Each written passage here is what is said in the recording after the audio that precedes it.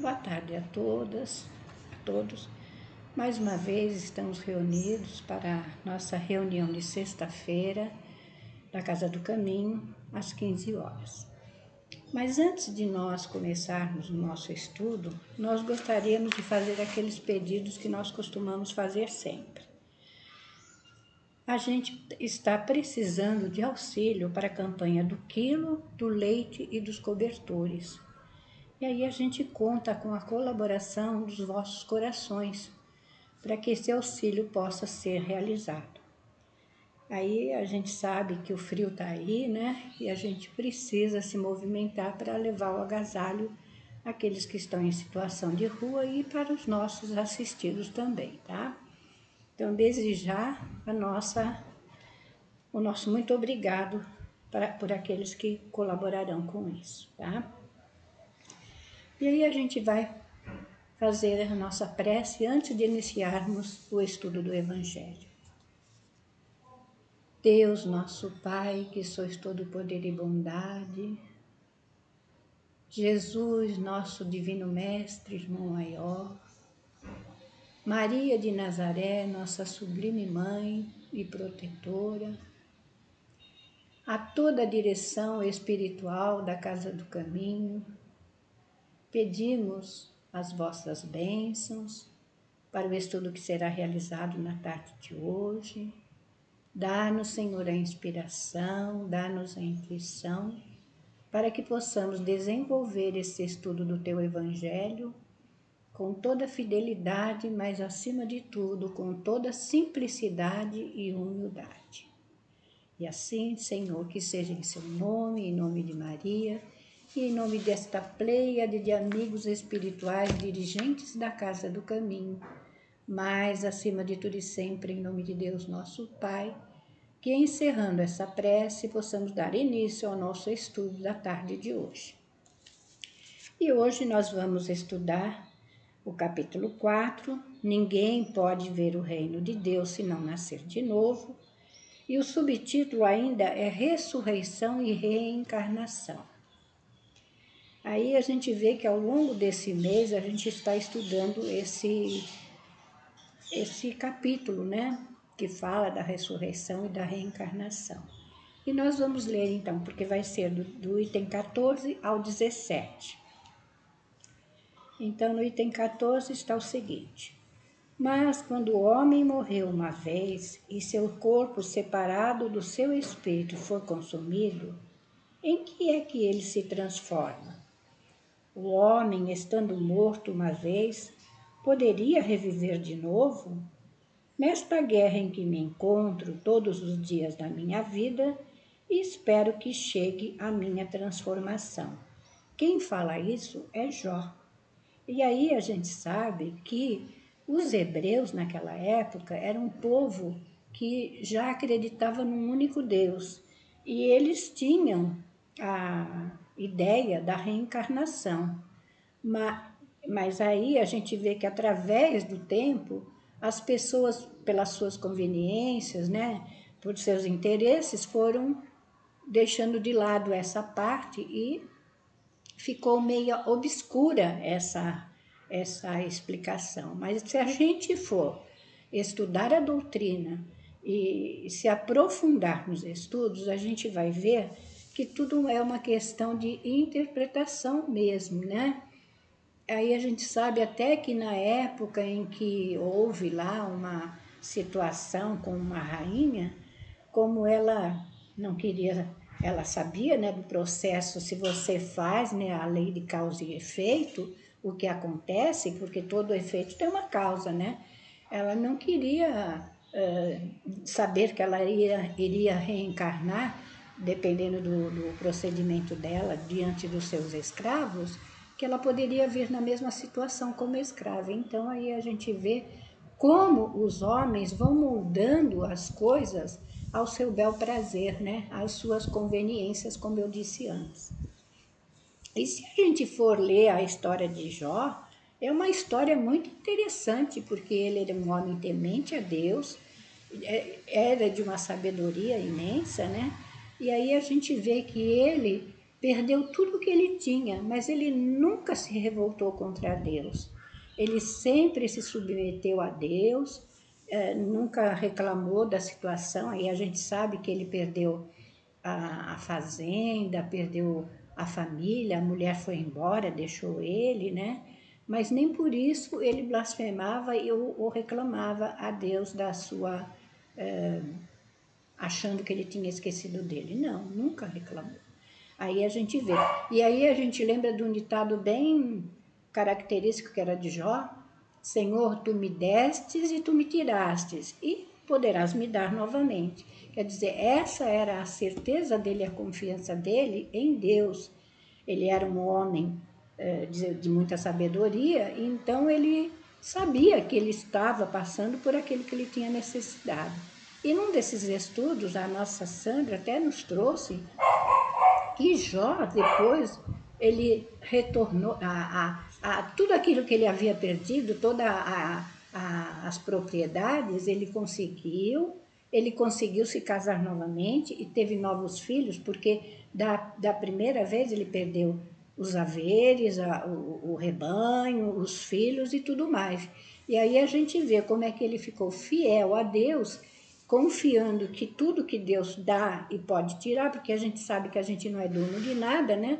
Nós estamos na terra para nos reajustar com a lei do Pai, e nós estamos em processo de a melhoria, né? Porque esse é o objetivo da doutrina, nos trazer os esclarecimentos para que a gente possa olhar para dentro de nós mesmos e ver aquilo que nós temos que modificar em nós mesmos, né? Porque nós somos espíritos rebeldes à lei de Deus. Quando nos acontece algum problema, nós estamos sempre, Deus, por que comigo? Mas não é assim, não.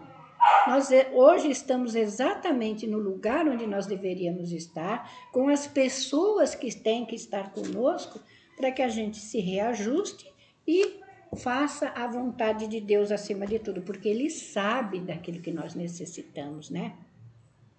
E aí eu vou até fazer um pequenininho, que eu tinha tirado assim uma colinha, então Jó, um patriarca hebreu, descreve que o povo acreditava no Deus Uno e na reencarnação.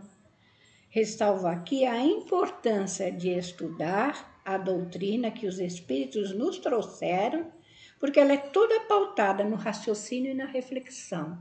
Porque nada contra as outras religiões, mas nós não podemos mais o padre falar alguma coisa e a gente seguir piamente o que o padre falou, tá? Porque nós temos o livre-arbítrio, sim, nós estamos encarnados para nos modificar e para nos melhorar, porque esse é o processo, né? E aqui continuando então mais um pedacinho da leitura. Quando o homem morre, perde toda a sua força, expira. Depois, onde está ele? Se o homem morre, reviverá? Esperarei todos os dias do meu combate até que chegue alguma transformação. Quando o homem morreu, vive sempre, terminando os dias da minha existência terrestre, esperarei, porquanto a ela voltarei de novo. Olha, o primeiro está em Jó, no capítulo 14, de 10 a 14, que é uma tradução protestante, e no segundo é o mesmo capítulo na versão da igreja grega. Então, o Jó, ele tem a certeza de que há uma transformação em nós, porque ele aguarda, que ele diz que ele morrerá, mas ele quer saber para onde que a gente vai. E só a doutrina vai nos dando a certeza do porquê, de onde nós viemos, por que nós estamos aqui e para onde nós iremos. E tudo isso de acordo com o nosso caminhar na Terra. E ele tinha essa certeza em si, mas ele não sabia como é que se dava, né? Aí a gente pensa, Nicodemos, quando foi na época de Jesus, que ele pergunta, Senhor, como pode um homem velho retornar ao ventre de sua mãe, se ele volta à terra, né? Ele não entendia, ele era um homem da lei, ele era um sábio, e ele não entendia essas coisas, tanto é que Jesus fala, se não sabes não, se não conheces as coisas da terra, como é que você vai acreditar nas coisas do céu? É mais ou menos isso. Eu não fui muito fiel, mas é mais ou menos isso que Jesus quis dizer para Nicodemos, né? E aí ele pensa, para onde que vai o homem?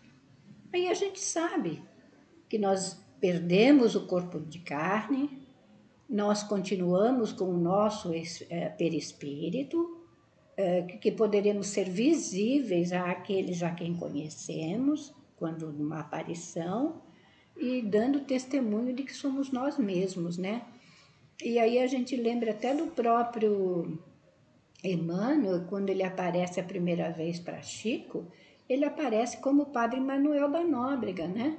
E depois, então, é que ele se apresenta como Emmanuel, que foi o guia espiritual de Chico na Terra, né? E aí a gente percebe o quanto a Chico recebeu ajuda desse espírito, né? Porque quantas vezes Chico pensava uma coisa e Emmanuel chamava ele a razão. Aí a gente vai pensar até também no próprio Divaldo, que ainda está entre nós, né? E quando aparece ele no filme conversando com Joana, ele é até muito brincalhão, ele fala, eu gostaria tanto de saber o nome do meu mentor, né? Aí ela fala, então, Joana, Joana de Ângeles. Aí ele falou, só Joana? Mas aí a gente percebe também o auxílio que Joana dá a Divaldo em todas as situações difíceis da vida dele. Se a gente for lá assistir aquele filme que fala a biografia de Divaldo, a gente percebe que quando a gente começa a se lamentar na vida, a gente tem que pensar que tem um protetor, tem um guia, tem um amigo espiritual nos auxiliando na nossa caminhada. Nós não podemos ficar distraídos na vida pensando que essa é a única vida, porque a gente sabe que não é. Na casa do Pai tem muitas moradas, e aí por diante. E nós estamos na Terra, sim, para conseguirmos sermos melhores, conseguir fazer os nossos, as nossas, os nossos reajuste com aqueles a quem a gente feriu, a quem a gente magoou, a quem nós tiramos talvez a esperança, a fé em Deus e tudo mais. Então, tudo tem uma razão de ser, né? E ainda ele fala, quando o homem morreu, eu vivi sempre. Terminando os dias da minha existência terrestre, esperarei por quanto a ela voltarei de novo. Como voltará de novo? Em uma outra forma. O espírito é o mesmo, mas ele virá em outra forma. E às vezes a gente pensa que tem reencarnações que o espírito às vezes vem com semelhanças da vida anterior. Não é regra, mas a gente às vezes percebe que aquele espírito que esteve na Terra, ele tem semelhança com a vida passada, né? Aí vamos lá no item 15. O princípio da pluralidade das existências está claramente expresso nessas três versões. Não se pode supor que Jó tenha querido falar da regeneração pela água do batismo, que certamente ele não conhecia. O homem, estando morto uma vez, poderia reviver de novo? A ideia de morrer uma vez e de reviver traz como consequência a de morrer e de reviver muitas vezes. A versão da igreja grega é ainda mais clara se isso é possível. Terminando os dias da minha existência terrestre, esperarei por quanto a ela voltarei, isto é, voltarei à existência terrestre. Isso é tão claro como se alguém dissesse: eu saio da minha casa, mas a ela voltarei. Então, a gente sabe que a gente vai voltar num outro corpo, mas o espírito continua o mesmo, não perde a sua individualidade, não perde aquilo que ele aprendeu, e muitas vezes nós estamos na Terra e nós temos conhecimento assim, às vezes limitado, mas esse conhecimento que nós adquirimos, a gente não perde mais. Eles ficam em nossa consciência, ficam em nosso íntimo, né? E a gente sabe também que às vezes tem encarnações que a gente precisa ver com uma limitação de entendimento por algum motivo que a gente fez lá no passado, que a gente não sabe agora, mas que tem uma razão justa. Então, que a gente possa, assim, aproveitar a nossa estada na Terra em todos os momentos que Deus nos dá. Aí a gente tem que pensar em todo dia, quando a gente levanta da cama, agradecer a Deus pelo dom da vida, por tudo que Ele nos permite gozar, pela nossa família, pela casa que nos abriga, pelo alimento de cada dia, por nossas vestes e por tudo que a gente tem. Porque lembra lá de Jó, ele tinha muitos haveres, ele perdeu, mas ele nunca perdeu a confiança em Deus. Ele sempre foi submisso a Deus e era temente a Deus, porque a gente lembra até que na época de Moisés havia um temor a Deus, porque era um povo ignorante, rebelde e que precisava de um freio, como a gente costuma dizer, né? E eles precisavam ser domados. Então era a forma de dizer que Deus punia. Mas aí a gente tem um conceito muito claro de Deus na nossa doutrina espírita, que nós todos somos filhos de Deus. Fomos nascidos da mesma forma, ignorantes. Não é ignorante de ignorância, não. Ignorávamos o saber, mas todos dotados de oportunidade de melhorar. Então, a gente sabe que Deus não privilegia ninguém, Ele é imparcial a tudo aquilo que tem assim, de que a gente faz. Ele respeita o nosso livre-arbítrio, Ele não nos violenta. Aí a gente pensa, Deus é nosso Pai, de uma misericórdia infinita, de um amor imenso. E Ele quer sim que todos nós cheguemos a esse objetivo que Ele traçou para cada um de nós, que é a perfeição relativa, que é o objetivo do nosso espírito. Então vamos aproveitar, não vamos deixar passar essa encarnação sem valorizar tudo aquilo que Deus nos dá. E quando, por alguma razão, a gente não sabe o que a gente fez lá no passado, mas que a gente chegar aqui e a gente começar a passar por dificuldades, a gente tem que sempre falar como Jó: Senhor, tu me destes e tu me tirastes, e então tu podes me devolver novamente. E aí a gente também tem que saber que nós temos que fazer bom uso do nosso corpo, porque ele é um instrumento que nós usamos na encarnação para nós fazermos o nosso aprendizado, para a gente poder chegar a esse fim, esse objetivo necessário a todos nós, né? Ele ainda fala: nesta guerra em que me encontro todos os dias da minha vida, espero que chegue a minha transformação. Jó, evidentemente, quer falar da luta que sustenta contra as misérias da vida. Ele espera a sua transformação, isto é, conforma-se. E não é isso que nós temos que fazer. A gente tem que sair também do papel de vítima, de saber que, ó vida, ó mundo cruel. Não. Nós é que temos que dar vazão, sim, a essa vontade do Pai, de todos os dias nos dar oportunidade de a gente rever e reformar os nossos costumes, os nossos hábitos. Porque aí lá no encontro que teve do Livro dos Espíritos, havia lá um espírito que já tinha, não sei se 10 encarnações, e ele vinha com o objetivo de melhorar, mas cada vez que ele adentrava na vida, na Terra, né, ele repetia os mesmos erros e os mesmos enganos.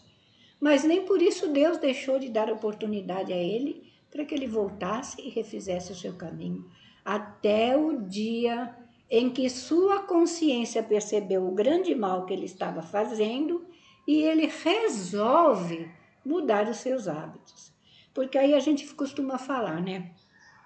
Uma mocinha casadora que se compromete lá com seu noivo, acha que quando casar ela vai poder moldar ele ao seu bel prazer, ela vai fazer dele aquilo que ela achar que ele tem que fazer para ela. Não é assim, não. Todos nós temos sim o nosso livre-arbítrio e só mudamos se nós realmente desejarmos. Então, que a gente possa conformar-se diante das vicissitudes e dos problemas que a gente for enfrentando durante a nossa vida. E aí ele ainda fala, na versão grega, esperarei, parece antes de se aplicar a uma nova existência. Quando minha existência terrena terminar, esperarei, pois a ela retornarei. Jó parece se colocar após a morte, no intervalo que separa uma existência da outra, e diz que ali esperará o seu retorno. E não é isso que acontece? Nós estamos neste mundo para fazer as nossas experiências, os nossos aprendizados, a nossa melhoria. Estou meio repetitiva, mas é isso mesmo, é a nossa melhoria, né? Então a gente vai para o plano espiritual, a gente estuda, a gente trabalha, dependendo do nosso merecimento, da nossa condição, para onde nós iremos, né? Porque quando nós desencarnarmos, nós seremos atraídos para aquilo que eu tenho afinidade. Às vezes na Terra eu posso desejar muitas coisas, mas lá no meu íntimo, a gente às vezes não faz aquilo que é necessário. Aí lembrei-me eu de uma passagem de um dos livros, eu não sei se é o Libertação, em que eles estão numa colônia, que era Gregório, que era o comandante ali, vamos dizer assim, né? E que uma senhora está falando com a esposa de um rapaz que depois que ele entrou no espiritismo, ele não ouvia mais a essa senhora, né? E aí a gente vê como nós temos amigos, entre aspas, que ainda não querem ver o nosso bem, né? Aí leiam lá a Libertação que vocês vão ver essa história. Eu só estou dando um spoilerzinho para que vocês tenham curiosidade e vão lá olhar, tá? E no item 16, ele fala, não há, portanto, dúvidas de que, sob o nome de ressurreição, o princípio reencarnação era uma das crenças fundamentais dos judeus e que foi confirmada de maneira evidente por Jesus e pelos profetas, de onde se segue que negar a reencarnação é negar as palavras do Cristo. Aí a gente não está aqui para criticar ninguém, né? Porque tem muitos que acham que vão desencarnar, vão ficar lá adormecidos e que no dia do juízo final eles retornarão com o mesmo corpo. E aí a gente sabe, a ciência já explica. Depois que eu me libertei desse corpo, esse corpo ele volta à natureza, volta à química que ele era antes. Então a gente não pode querer ficar adormecido e esperar que vai ressuscitar com o mesmo corpo, né? Aí ele ainda fala, um dia quando forem analisadas sem ideias preconcebidas, suas palavras terão autoridade sobre esse ponto, assim como sobre muitos outros. Aí por isso que eu falo, a importância da gente estudar. E aí a gente também não pode acreditar em qualquer espírito, porque eu estava lá lendo no que é o Espiritismo e lá está escrito que os espíritos não respondem tudo o que a gente quer. Eles só respondem de acordo com aquilo que a gente vai entender e de acordo com aquilo que eles sabem. Agora, se a gente for se filiar a qualquer espírito que vem dizer qualquer coisa para a gente quer escutar, a gente vai escutar aquilo que eles vão dizer para nós, né? Então, vamos analisar bem os pensamentos que a gente tem e quando a gente for fazer o estudo, refletir bem sobre aquilo que nós estamos lendo para ver o sentido daquilo que está nos alertando sobre as nossas atitudes, pensamentos e atos, tá? Mas a essa autoridade, do ponto de vista religioso, virá juntar-se do ponto de vista filosófico a autoridade das provas que resultam da observação dos fatos, quando dos efeitos se quer remontar às causas. A reencarnação aparece como uma necessidade absoluta, como uma condição inerente à humanidade. Em uma palavra, como uma lei da natureza. Ela se revela por seus resultados de uma forma, por assim dizer, material, como o motor oculto se revela pelo movimento que produz. Então, a reencarnação aparece como uma necessidade absoluta para todos nós, né? Aí é uma condição para toda a humanidade. Não importa se é católico, judeu, católico, evangélico, budista, não importa. Todos têm o mesmo objetivo. Aí ele fala, só a reencarnação pode dizer ao homem de onde ele vem, para onde vai e por que se encontra sobre a terra. E justificar todas as anormalidades e todas as injustiças aparentes que a vida apresenta. Sem o princípio da pré-existência da alma e da pluralidade das existências, a maioria das máximas do Evangelho são incompreensíveis. Esse é o motivo por que elas têm recebido interpretações tão contraditórias. Esse princípio é a chave que lhes deve restituir o seu verdadeiro sentido. Então a gente sabe que nós estamos na Terra sim, que não há vítimas, que todos estão passando por aquilo que é necessidade, que tem necessidade, porque uns são ricos demais, outros são pobres demais. Tudo tem uma razão de ser. Tudo tem uma lição para nos alertar na vida. Então, que a gente possa ter consciência da nossa responsabilidade diante do procedimento que nós estamos tendo na vida. Porque nós estamos aqui para expiar e expurgar os nossos defeitos e nos corrigir como espíritos imortais. Lembra que eu falei que aquele espírito lá teve mais de 10 encarnações? Mas ele só modificou quando realmente ele compreendeu. Aí a gente pensa, na realidade, o espírito ele vai se cansando daquela situação e ele vai buscando sim uma explicação para aquilo que é necessário como espírito imortal. Então, a gente agradece sim a Deus por todas as oportunidades que ele nos oferece, porque nós estamos na Terra sim para melhorar, mas para contagiar também aqueles que estão ao nosso entorno, né? Porque a vida, às vezes, nos apresenta determinadas situações que a gente deve estar bem atento para ver o que ela está querendo nos alertar, né? Então, que a gente possa, nesse momento, ter certeza de que a reencarnação é uma bênção. E olha, tem mais uma.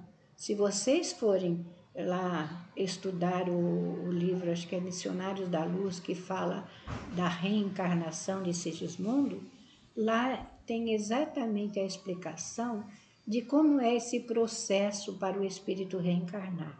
Ele tem a ajuda dos avalistas, desses trabalhadores que são dessa tarefa para auxiliar na reencarnação. E aí a gente lembra também de uma senhora que essa já tinha um merecimento e ela podia saber como é que seria o seu corpo, né? E ela vai falando, não, você não me põe tão bonita assim, você põe um defeitinho aqui na minha perna, porque quando a gente está na carne, a gente se esquece de muitas coisas, então a gente pode ser tentada a não fazer aquilo que a gente se comprometeu. Então, olha, as obras de André Luiz nos trazem muitas explicações e os porquês das dores, das aflições. Aí tem o livro Ação e Reação, que vão contando histórias maravilhosas de espíritos que estiveram na Terra e fizeram determinadas situações que lhe comprometeram a sua caminhada, mas aí a gente vê também que ninguém está perdido, todos estão sim com informações para que possam ser melhores.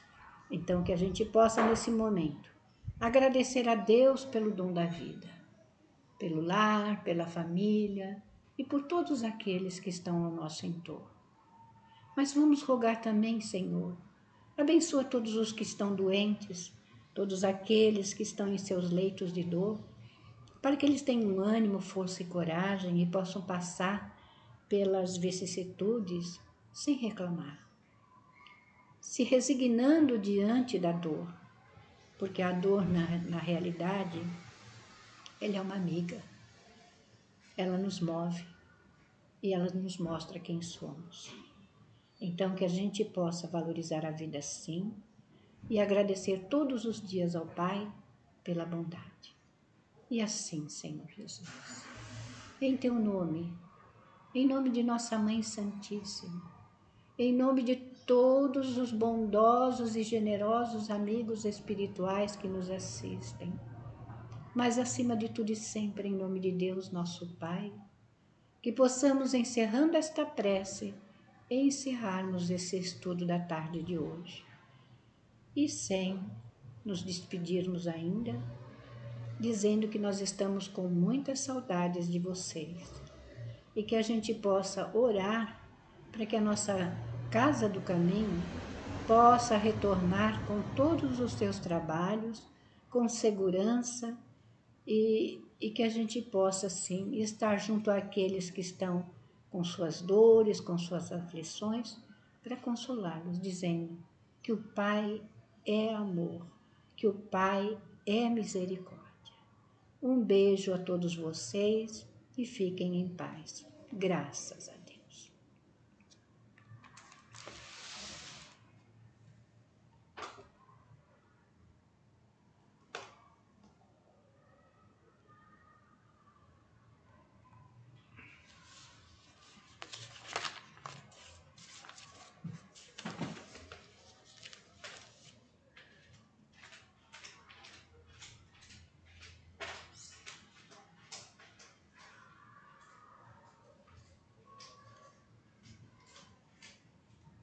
Andréia, já acabei, mas não sei desligar. Dedé? Dedé? Eu não sei desligar.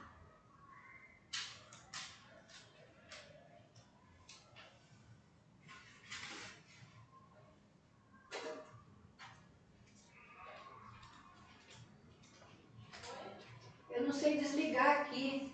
Desligar o quê? O computador. Eu tenho medo de apertar algum botão que não é para apertar e eu não apertei. Deve estar até falando isso daí, né? Aí nós temos como tirar, né?